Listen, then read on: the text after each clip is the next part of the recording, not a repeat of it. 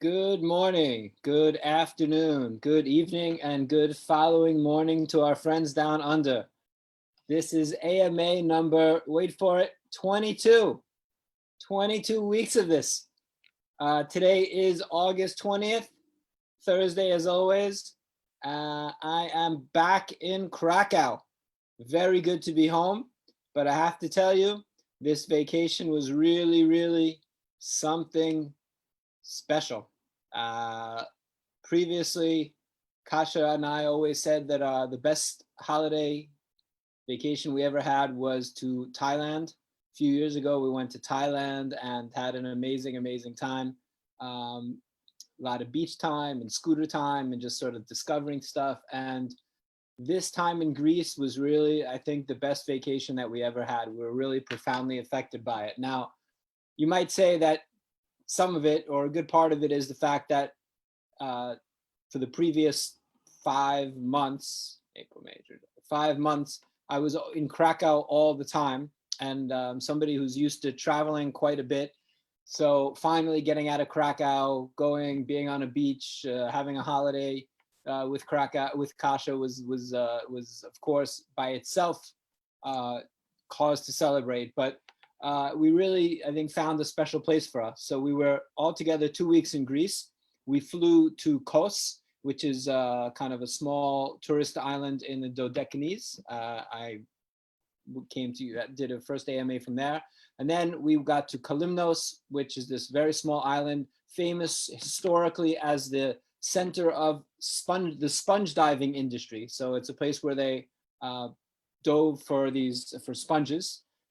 That's still going on, but now there's more tourism there. But it's a very untouristy island. And the other thing they're famous for is rock climbing. So you have all this amazing limestone cliffs, but it's really an unspoiled island, very beautiful, beautiful beaches, beautiful scenery. The people are incredibly friendly and kind of unspoiled. This idea of, obviously you have tourist infrastructure there, but there are really no big hotels there, no chain hotels, no chain restaurants. It's just very chill and kind of a place that I didn't think you could still find very easily in the world.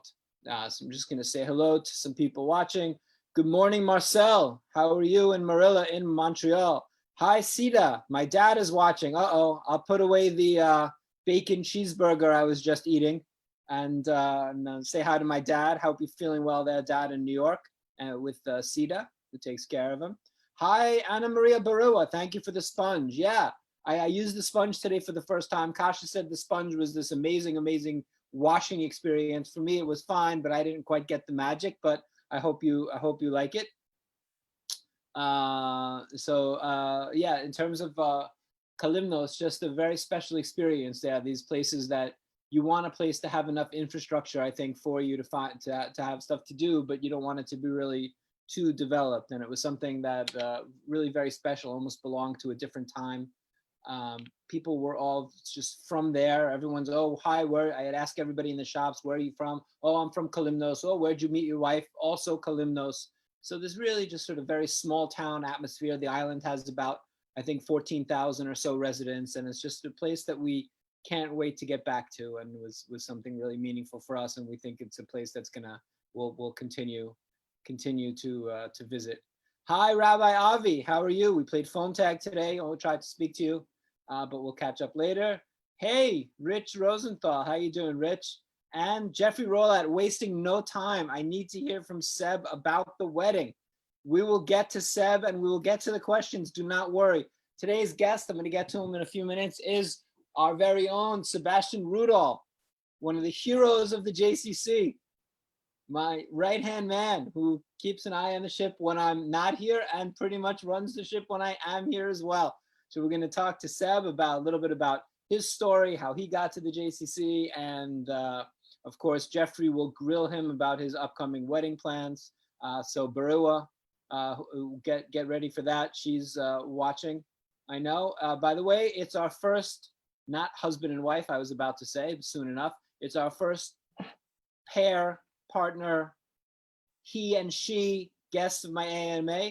Sebastian's better half, Anna Maria Barua, was my guest a month or so ago, and now we have Sebastian. So keeping it all in the Rudol Barua family. So that's we'll have some. I'm sure Jeffrey Rolat has his lots of questions ready. I should say Jeffrey is a special kind of matchmaker in the Jewish world. I wasn't really planning on getting married. I hope Kash is not watching or listening, but Jeffrey Rolat more or less made my choice of to get married or not much of a choice. And I feel that he is making sure that Sebastian and Baru are on the same path. What about Hadley? What about Hadley, Rabbi Avi? Hello, Hadley. I didn't see that Hadley's watching. I didn't have any indication, but nice to see you, Hadley and Rabbi Avi. Hadley, oh, what about Hadley in terms of a guest? Hadley has not been a guest yet, Rabbi Avi. She may be a guest in the future. I don't reveal the guests very far in the future. If you're suggesting Hadley's as a guest, I will certainly consider it. Hadley would be a good guest. I agree with you. As the brains of the operation in the Baumel family. No offense, Rabbi Avi, but we all know that's true. So we will see if Hadley will be a guest in the future. A very good idea. Whoever from our team is taking notes, making notes for that, please make note for Hadley to be a guest for me to spar with. Saul Schachter, very loyal fan. Greetings from Long Island. Seaview, how are you there, Saul? Good to talk to you. Let's see what's going on. So I'm back in Poland, raining when I came in. Today's a beautiful day. Corona, not doing well in Poland, increasing cases. The government has set up a system now of different colors, yellow and red. If you're in the yellow, if you're in a place that's like a yellow zone, it means they start to increase the restrictions, and the red is they really increase the restrictions. And Poland is, Krakow is on warning for going back into the yellow zone, which is not good. Krakow and Katowice as big cities, so not good in terms of that. But hopefully things won't get any worse. But things have been consistently getting worse in Krakow in the area and Poland overall. So that's what I've come back to. We've had a lot of shakeups. Government ministers a few weeks after the elections, I guess, as is normal. Once there's a second term. Happens in the US as well. You have different people leaving the government. So we're starting to make sense of what that means with different government ministers having resigned. Today was the foreign minister. A couple of days ago was the minister of health. These days, not a fun job to be the minister of health in any country. And foreign minister for Poland, also a challenging job with this government that doesn't make it easy for Poland to have friends around the world. In terms of what else has been going on, I didn't really watch anything or do anything besides vacating on my vacation, reading some books and just sort of chilling out. A lot of time in the sun, as you would imagine, a lot of scooter time, a lot of quad time, a lot of swimming.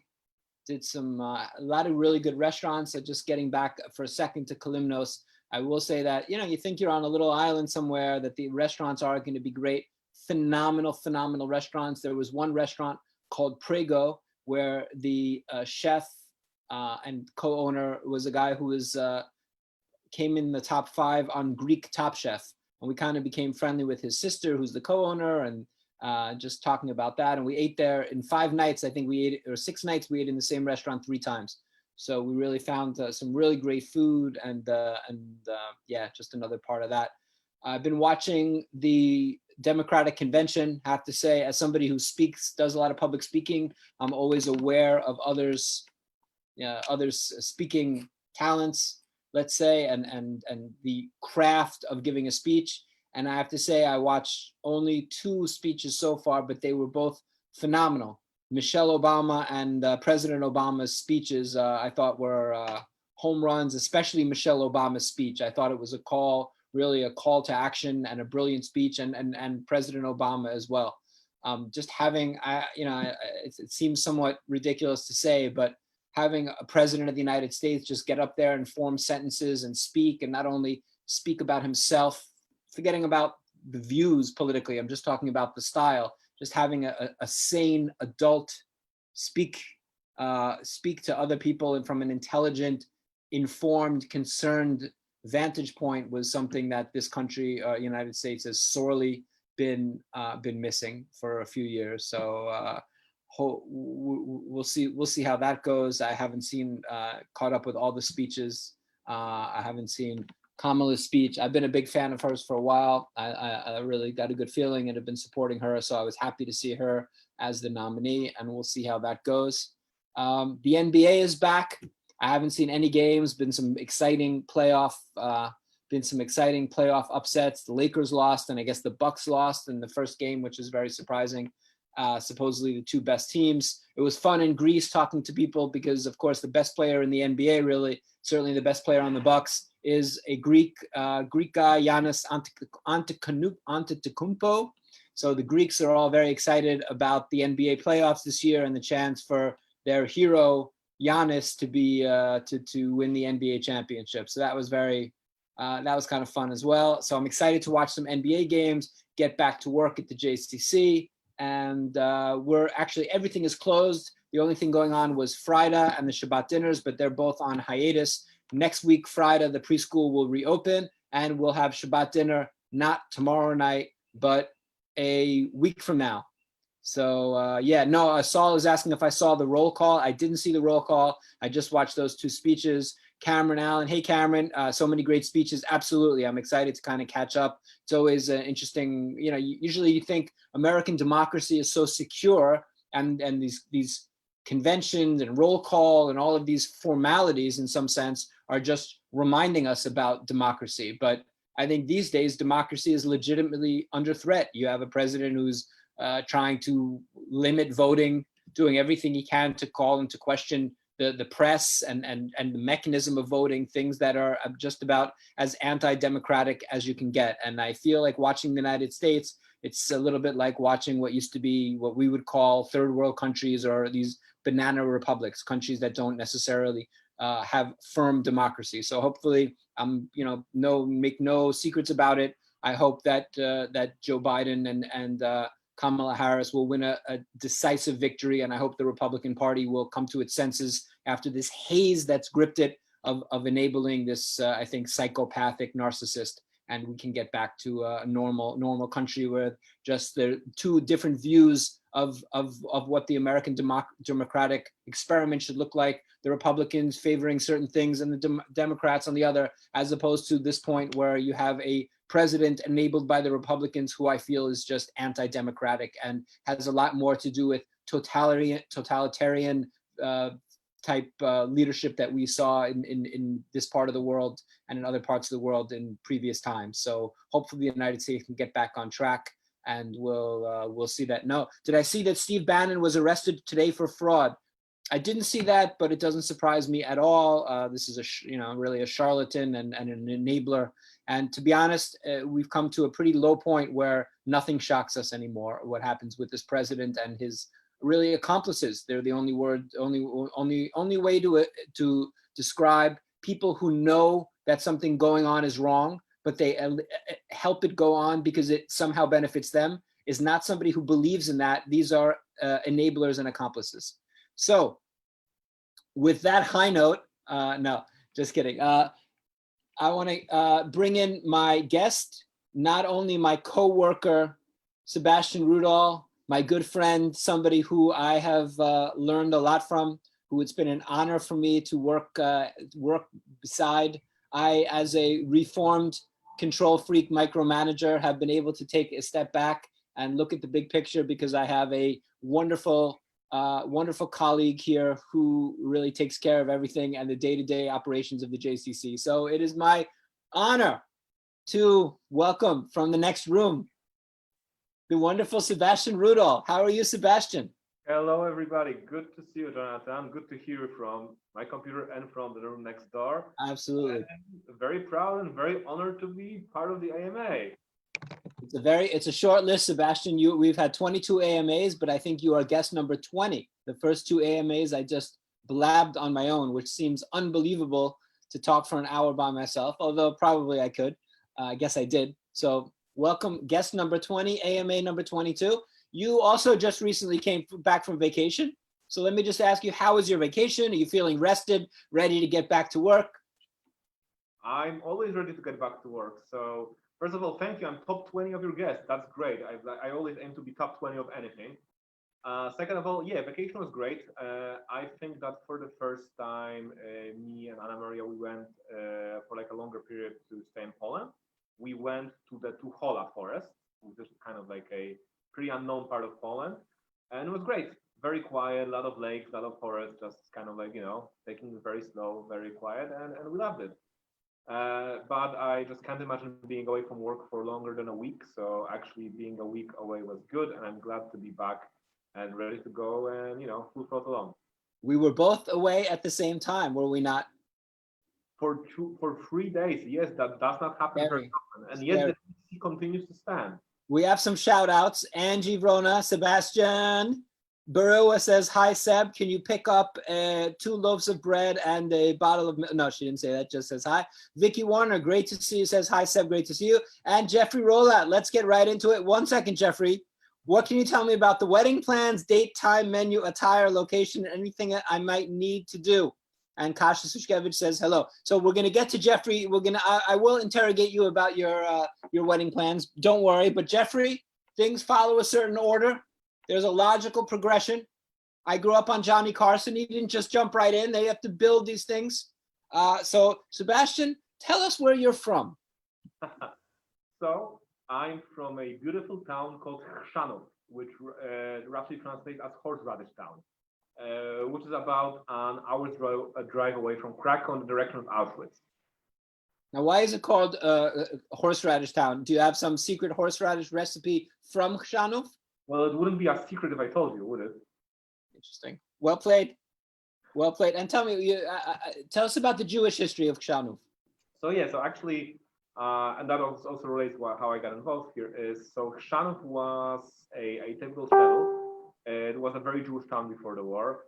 About just on the eve of the World War II, it was about 60% Jewish, so majority of the population were Jews. And the Jewish community of Chrzanów was pretty secular, so people like the Jews and non-Jews like lived one alongside another, and the two communities kind of like interacted for so many years. Because of the war, and because of its proximity to Auschwitz and the fact that the Germans came in very early, the Jewish population was basically wiped out.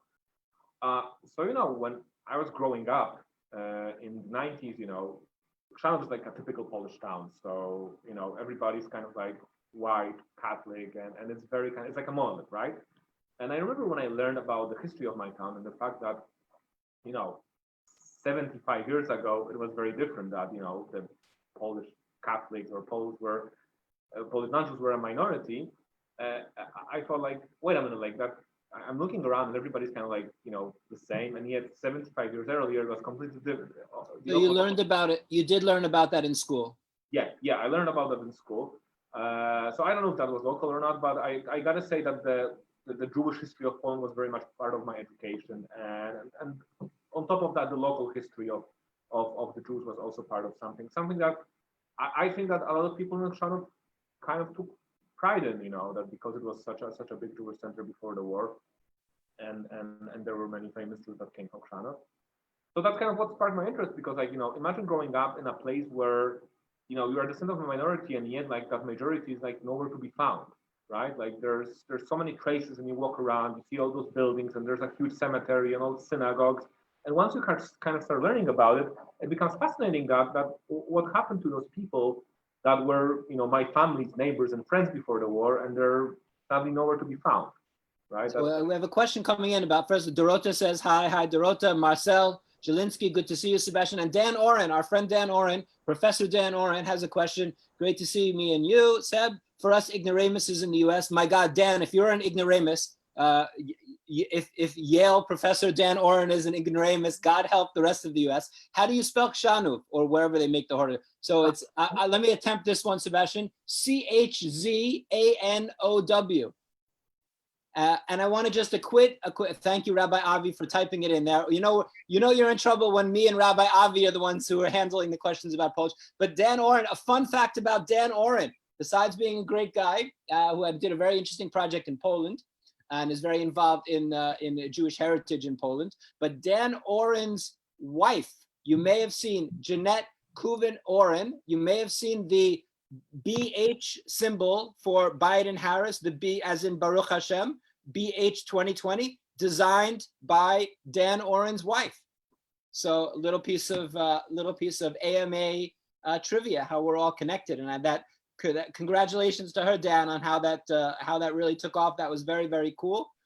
You guys know what I mean, right? There's the B, sort of dash H, like you write Baruch Hashem. So that's for BH. She designed that. She does amazing design, actually, of Torah covers and the curtains for the Ark that have a name that I should know. But yeah, so thank you for your questions and for the nice comments, Dan. And Sebastian, so how did you get? So you're growing up in Chshanov, very aware of your Jewish heritage in the city, the town's Jewish heritage, and you come to Krakow. Why'd you come to Krakow, Sebastian? I came to Krakow, as many people do, to study here at the university. And did you study Jewish studies, Sebastian, after your interest in everything Jewish? Of course, working in a Jewish institution, helping run the JCC, my degree, and I got a degree in Japanese studies because that's a natural progression. I do firmly believe that there's some kind of obscure Polish, Jewish, Japanese connection. Ask Rabbi Shudrik, ask a few other people who work in this world. But anyway, so I came to Krakow to study Japanese studies, and we can talk about it later, why that was my choice. And then I had a friend who was volunteering at the JCC. And I think that it's pretty cool that, besides knowing about Poland's Jewish history, I didn't really know much about what's going on now, right? Like, I know what happened during the war. I know a little bit what happened after the war, 1968 and stuff, but I didn't really have this notion that there were Jews living in Poland. And I found out about the JCC from a friend who was volunteering here. And I found out, like, wow, that's so cool that there's still a Jewish community. And there's actually people who are trying to come back and reconnect. So I remember I came in for participate in a few events and stuff. It kind of like, coming back to my previous interest in Jewish history. And then I was actually looking for, I remember I helped out with a few things, volunteering. And then I was actually looking for a job, like just something part-time. And there was an opening in the JCC. Basically, you guys wanted somebody to help out, take down the sukkah and help set up Shabbat dinners. And I was like, yeah, sure, like, why not? Seems like a nice place. And I came in, I remember, meeting the local community here, meeting the people who work here and who will continue to work here, and thinking to myself, like, this is such a great thing that you have this community, right? You have a group of people who are not a family, who are united by this common goal, and who believe in something. And I think that this is something that always strikes me, that I think that growing up in Poland, we kind of like, the concept of community is something that we don't really like understand so much as like people do in the US or Western Europe. And coming to JC was the first time I experienced that. And then I remember I met people who are my age, who are Jewish, and who found out that they're Jewish at a certain point in their lives, and are, now coming back and are now, making the effort to be Jewish. And I thought to myself, wow, like, for so many years, Poland had a big Jewish presence, and my hometown included had, majority of the community was Jewish. And for so many years, I thought that we lost that Poland lost its Jewish component. And then there's this place in Krakow that's doing everything that they can, and it's Jews and non-Jews working together to help bring back Jewish life. And I thought that this is such a great idea, that there's a way for us to reconnect to this great, Polish Jewish tradition of this being alongside one another, working together, creating a community. So I thought, I'd like to be involved. And fast forward 10 years, and it's actually going to be 10 years working here in a month. Wow. Okay. Here I am. Here you are, Sebastian. Here you are. Here I am. Here you are. Now, Sebastian, we're going to have to, we'll have to get to Jeffrey Rolat's questions. We don't censor here. We get to all questions. So you mentioned a friend that you found out about the JCC. It was actually a girl who you found out about the JCC. And not only was that your introduction to the JCC, but you and I and a few others are part of a very elite club,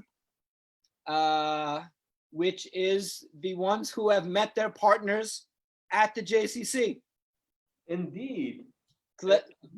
Might that be an idea for a calendar we release? People who met their significant others in the JCC? I don't know. Maybe we should think about it. Sebastian, are you now volunteering to be part of the programming team, Sebastian? Anyway, yes, indeed. I have met the love of my life. And I don't mean Pani Fredzia. I did meet the love of my life, Anna Maria, here in the JCC. I was working here for a few years, and she was a volunteer here.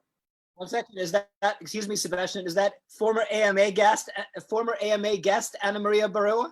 Former top 10 AMA guest Anna Maria Barua. Right. And she was a volunteer here. I was working here. We met, and one thing led to another. We went out for sushi. Apparently that's my move, and here we are. And we've been together for what? Oh my God, 7 years, counting in 8, and got engaged earlier this year. Actually, just before the pandemic started. Now, how much did Jeffrey Rudol have to do with your engagement? I would credit him. I would give him credit for the engagement. We take our relationship like very seriously, but we're not very traditional about stuff. So I don't know if it wasn't for Jeffrey Rudol, just towering over me, asking me when I'm gonna get engaged every 10 minutes. I don't know. Would we be engaged? Me too, Sebastian. Me too. At a certain point, I thought, listen, I never really, and I'll get in trouble for this, but all right. I was like, nothing against marriage. I just kind of like, okay, we're together. We're partners. We don't need, to go through the ceremony necessarily. And then at a certain point, I just realized, wait a minute, if I do this thing, Kasia will also, I felt that I knew she wanted to do it and I shouldn't just be selfish. And also Jeffrey Rudol will stop torturing me about it. I was like, you know what, that's a win-win. And that was the reason. Exactly. I mean, 2 birds with 1 stone, right? Oh, but Barua is reminding you that it's almost 8 years, but it's okay. I was saying 7 and clocking in on 8. I'm sorry, Anna Maria, until it's 8, it's 7. That's how we count. That's okay. It's 7 until it's 8. If somebody says, how old are you? And you're 7, you don't have to say almost 8. You're 7 until you're 8. Sebastian, so Jeffrey is asking about timing for the wedding, not to let that slide. He asked for timing, what he's supposed to wear, where his invitation is. So first of all, I think it's gonna be Hawaiian shirts, kind of like that vibe, like the new far right boogaloo trend in the United States, Sebastian. Exactly. That's exactly what we're aiming for. No, right. But to be honest, I do think that since we do have a global pandemic, we are, thinking about probably waiting it out a little bit, and then invitations. And I think Jeffrey's invitation might be hand delivered by me, so that I make sure that he gets it. And once things get a little calmer, then we're gonna move along with further plans. It's a very nice. I like this tradition. I personally, a lot of these traditions, on some level, you think they're silly, but you appreciate them. So this idea that you have to hand deliver Polish wedding invitations right. is only meant. It's not meant for a society where you have friends all over the world. But maybe you should do that, Sebastian, and just be like, you'll need to travel all over and hand deliver. We're gonna do our pre-wedding honeymoon, just delivering wedding invitations. There you go. That might be a new trend. Jeffrey Rudol is on top of it, he says. Okay. Hello. Smadar. Hi, Smadar is saying that it's a fascinating story and congratulations on your amazing job that you're doing, Sebastian. Ben Myers. Hello, my former evil partner in crime, Ben Myers in Israel. Hello. Okay, Seb. So you met your fiance, you came to the JCC, you've been working here almost 10 years. What is it, Sebastian? What is your job? You tell me. Careful, Sebastian. So I think on a very basic sense, I, together with you and a few other people, we make sure that the JCC continues to run and continues to provide our community with the services that it deeply needs. And I think my focus primarily is making sure that we have the resources to do it. What's your job officially? So I'm the deputy director and the head of development. So, fundraising, marketing, and things like that.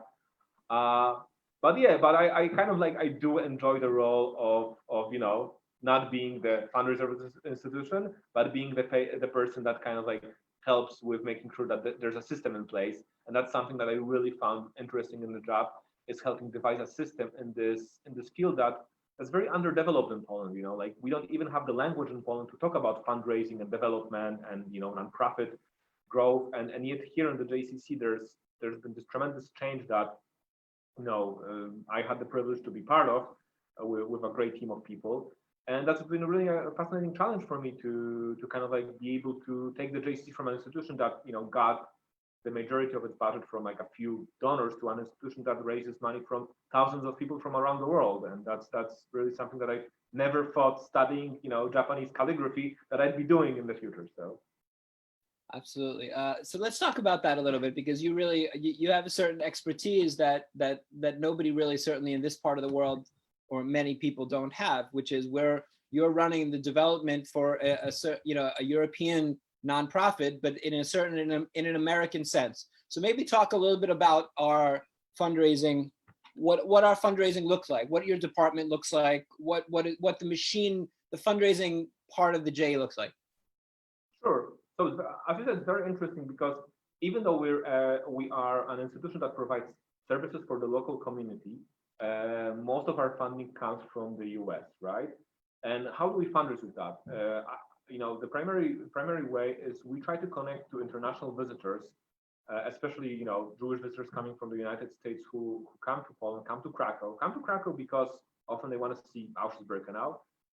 And we try to connect them. We try to get them to visit the JCC, because I think that once you're in Krakow, once you're in Poland, people have a very strong preconception of what they're going to experience here, right? When you talk about Poland, you think about the Second World War, you think about the Holocaust, the pogroms, and people don't really come here with a lot of like expectations to find anything positive here. And I think that you're going to agree with me that the JCC is all about, you know, positive experiences. So once those people do come in and learn about the story that there's a Jewish community here, and there's Holocaust survivors, but there's also young people, there's a preschool here, it resonates with people, right? It resonates with local people like me who want to get involved, but it also resonates with the international community who wants to get involved. They're not living here, so they can't come and volunteer. So Sebastian, excuse me. So what system? So in other words, yes, but you know, all of this though, and it's hard to not do the spiel. But talk about the system that we've set up here, that you've set up in many ways. What does that look like in terms of the JCC? I know the larger ideas of people have to support us and Jews around the world, but in terms of how is that happening is really what I'm asking. So basically, my department is laser focused on making sure that we understand who comes into the building, right? We work with a lot of, you know, tour operators and travel groups and people who reach out to us. And we try to provide them with good experiences here, but we also try to learn who they are. So we're in contact with them. We try to research who they are. And we basically try to make sure that we collect people's data, the visitors that are here, so we can stay in touch with them, right? It's very important for us to make sure that whoever comes into the JCC, they're just not a one-time visitor. We want to make sure that after they visit, we got their email address so we can continue sending them newsletters, send them updates. I want to make sure that people have a connection with the JCC, and we do it through data collection, through our online presence. That's why everything that we do is bilingual. We do everything in Polish and in English. We have a separate newsletter that we send in English. A lot of our video materials are created in English, because that's used in order to keep a connection going between us and those visitors who come in. How many donors a year do we have at this point? At this point, anywhere between 25 and 103,000 a year. Individual donors. Yeah, individual donors, which for a small nonprofit in Krakow is, I gotta say, pretty impressive, I think. And the newsletter that goes out every week in English, how many people get the newsletter? At this point, over 8,000 people get the newsletter. Right? What's the click rate? What's the click rate? The click rate is pretty good. It's about 20%, and 20% is the industry average. So, you know. So I want to understand that you're happy with the industry average. I'm happy that we're above the industry average. Okay. Very, very, very good. And in Europe, but I mean, I think what's interesting for people and what's interesting for me is that this is sort of like, this is in some ways like in a more of an American model, not only because we're raising money from Americans, but how in some sense, like we're, I think maybe in much smaller than other large American NGOs, but I think that we're raising money more like an American institution than a Polish or a European institution. Can you talk about that? Yeah, certainly. We're, you know, I think that, again, like, as I said, like fundraising is very underdeveloped here. So like, you know, the things that we do, the fact that we do the data collection and the newsletters, and then, you know, we have a separate website designated for fundraising. We have a 501c3, we have a Friends of organization. that allows people to make tax-deductible donations in the United States. That's something that is not really present anywhere else. I don't really know much about any other organizations that do things in a similar way. I think certainly not community centers around Europe. I don't think have a dedicated Friends of organization. Yeah, certainly.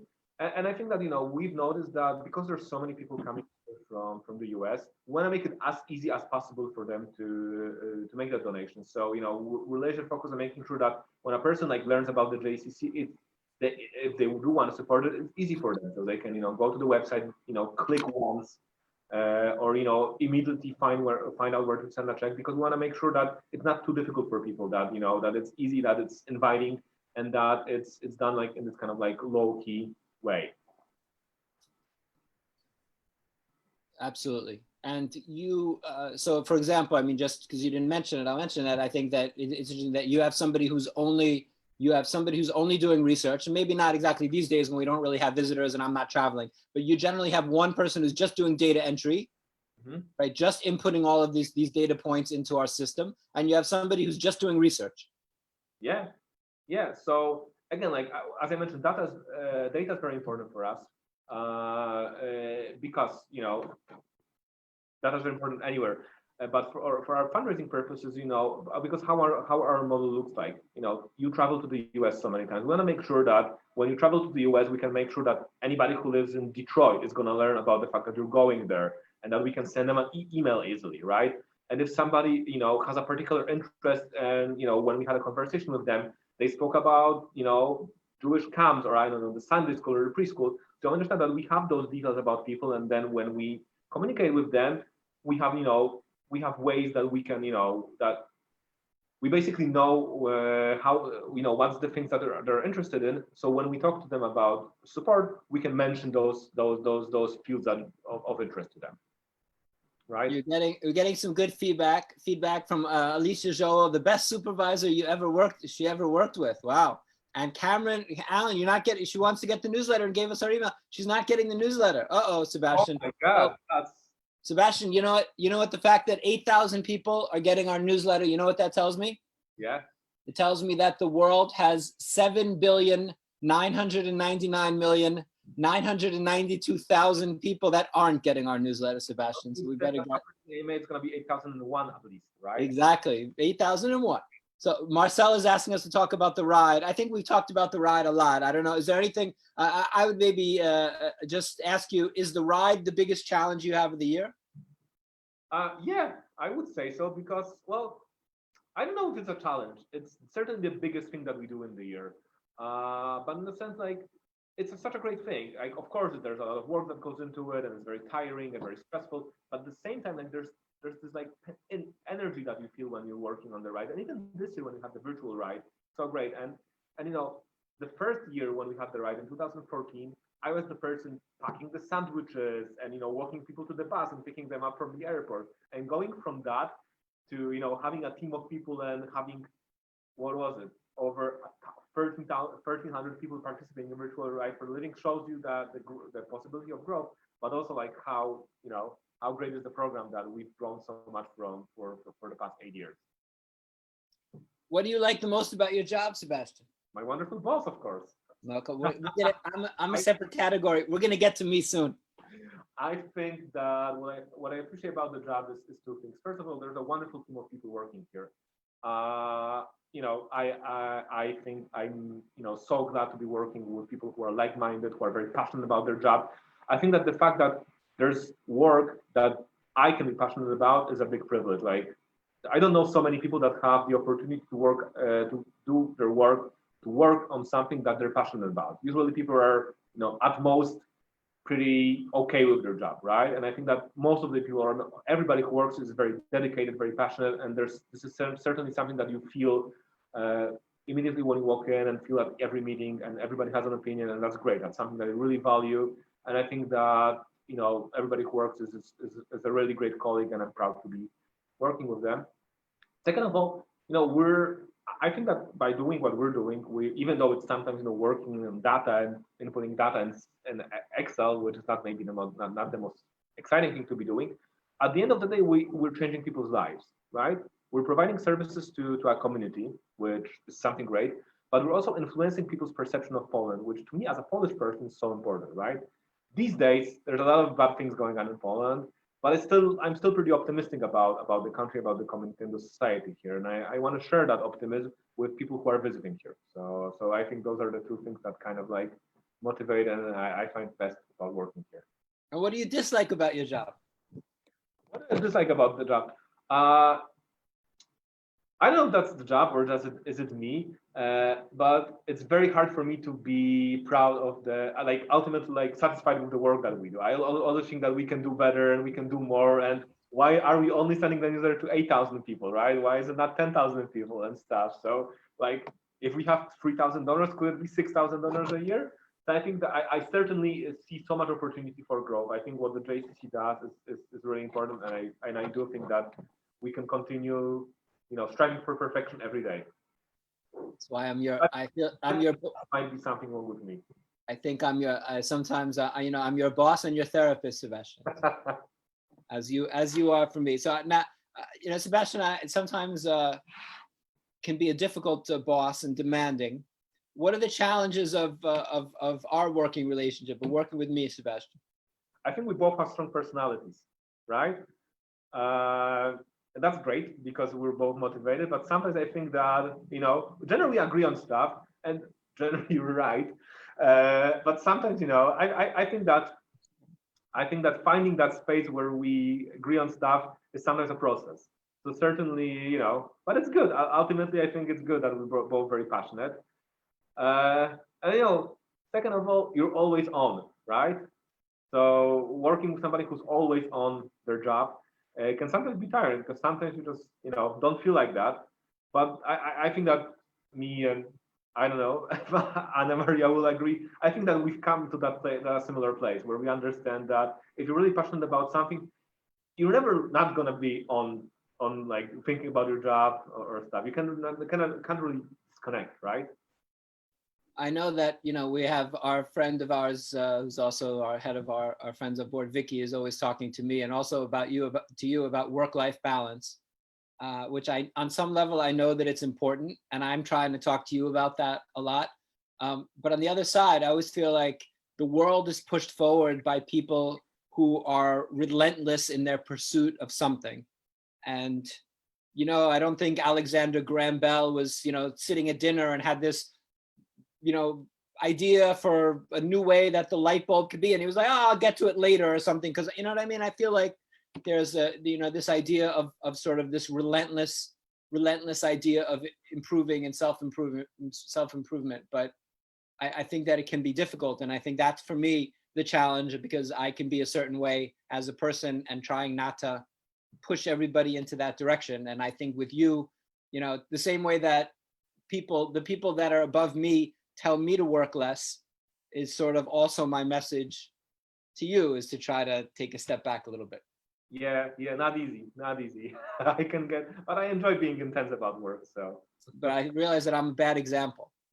Yeah, well, I just want to make sure that I don't pass this bad example on to others, but I don't know. I think for me, Sebastian, when I look at your time here and what you've contributed, I think really what's impressed me, I mean, besides the things that you've mentioned and your passion and obviously your intelligence, you hear, and dedication and responsibility, and you're a good, morally grounded, but I think that you've really, I think in the beginning, you've become a manager, and I think it's not an easy thing to do. And I think in the beginning, to me, you were not so comfortable in the role of managing others, and your natural way was just, oh, I'll just do everything. And you even didn't feel like, felt somehow uncomfortable of telling somebody else what to do. And I think that you have really become very, very good at it and understand how to deal with your team and show them from while, you're not on any higher level than they are, but there is some sort of structure that we use here, and that you've become a lot more comfortable being in the position that you're being in. I think you've sort of learned on the job how to do the job that you're doing.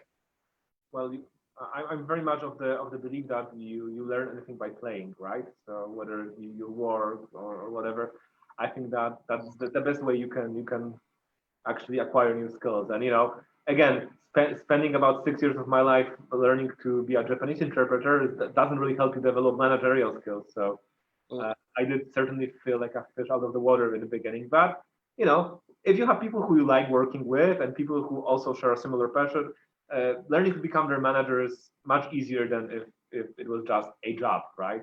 So I feel myself I'm very lucky with that. Dan Oren reminds me that Bell invented the telephone, but not the light bulb. Thank you. You're right, Dan. See, I knew that you were the right one to consult with about all these things. Thank you. My mistake. The light bulb, the telephone, not the light bulb. But you know, of course, according to Godfather 3, the telephone was invented by what was his name? By Marcucci, who then stole it from Bell. But thank you, Dan. That's an unforgivable mistake. Oh, Vicky is chiming in. Vicky, we mentioned you just to make sure you were watching.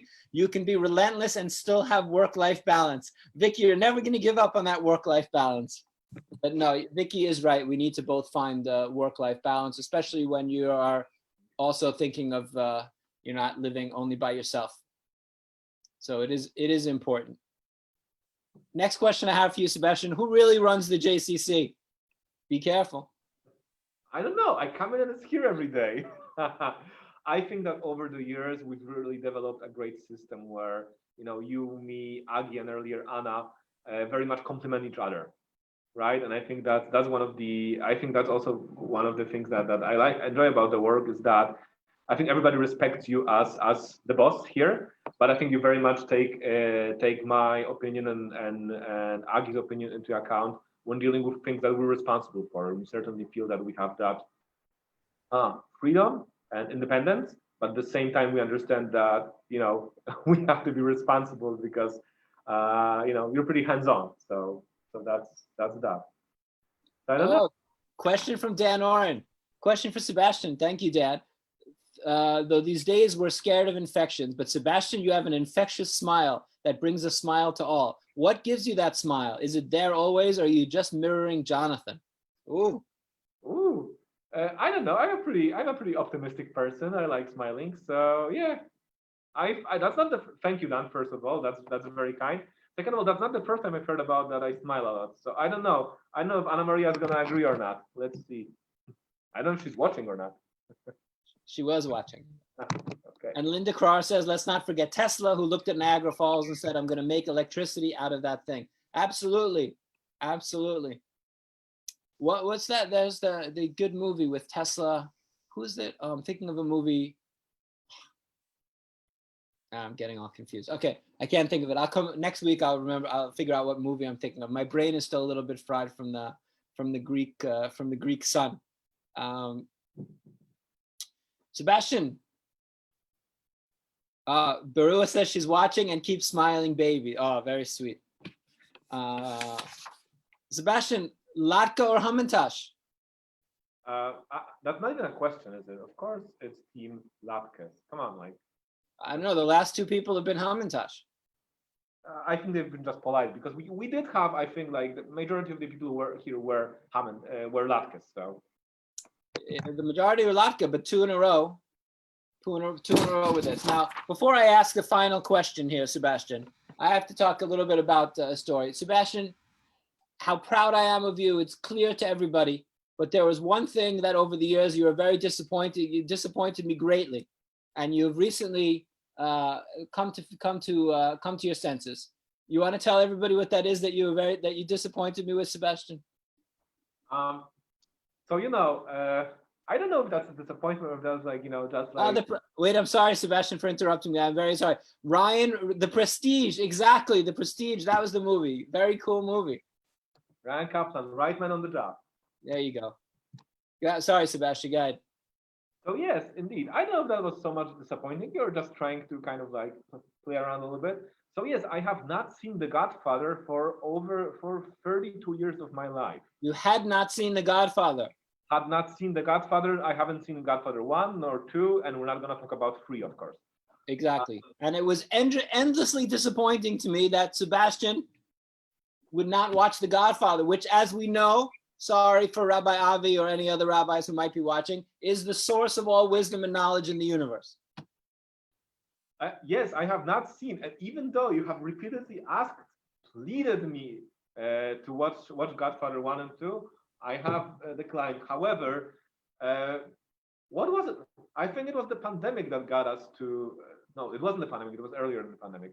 Anyway, I came to my senses and I did watch Godfather 1, and we did watch Godfather 2 together with you and Ryan in the JCC on a weekend, I think. And your feelings about Godfather 1 and 2? It's the source of all wisdom in the world. Good answer, Sebastian Rudol. And of course, you're not just mirroring Jonathan with that one. That's me. That's really me. There's a conversation that people need to have. And without having seen The Godfather, you can't be part of that conversation. You always preferred the book. Wait a second.